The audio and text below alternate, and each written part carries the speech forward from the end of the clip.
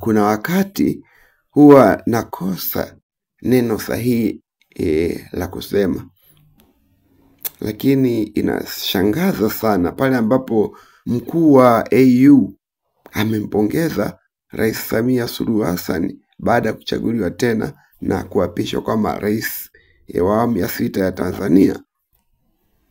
Lakini wakati huo huo Umoja wa Mataifa ya Afrika yani AU unapinga na kulani vikali uchaguzi ambao ulifanyika katika nchi ya Tanzania. Sasa sijui ni yupi ambaye yuko sahihi, boss ambaye kumpongeza maana anakubaliana naye, au Umoja wa Mataifa kama body organ ambayo inalaani vikali mambo yaliyotokea kule. Hebu tusikilize, mimi sitakiwa na maneno yangu mwenyewe. Umoja wa Afrika washutumu uchaguzi wa Tanzania.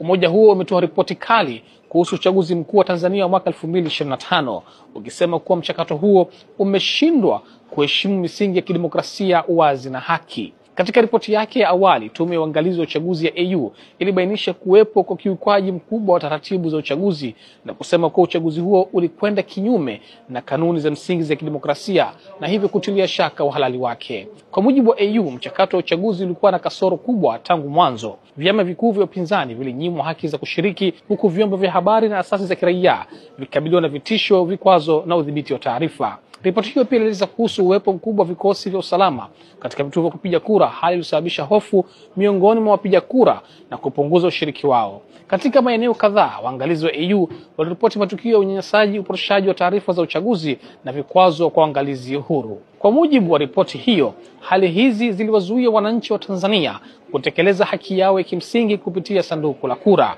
Haya yanajiri baada ya ujumbe wa waangalizi wa uchaguzi wa Jumuiya ya Maendeleo Kusini mwa Afrika SADC kutoa ripoti inayofanana na AU ikisema kuwa uchaguzi huo haukufuata misingi ya kidemokrasia ya Jumuiya ya SADC na ikishauri serikali kufanya marekebisho haraka kuimarisha uhalali wa uchaguzi ujao.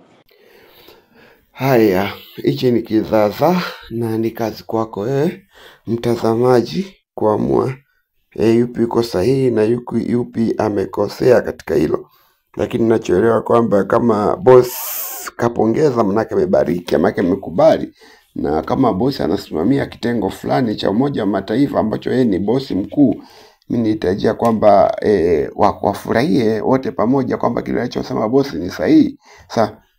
Je, anajipinga au maji yamezidi unga? Wakati huo baadhi ya viongozi wa Afrika wamegoma kutoa pongezi.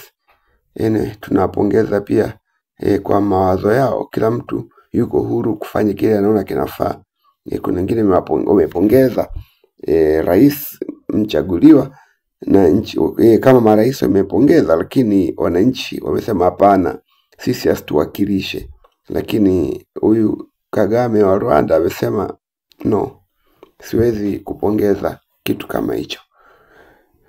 Haya, hii ni new era katika Afrika Mashariki. Tuone kitakachojiri.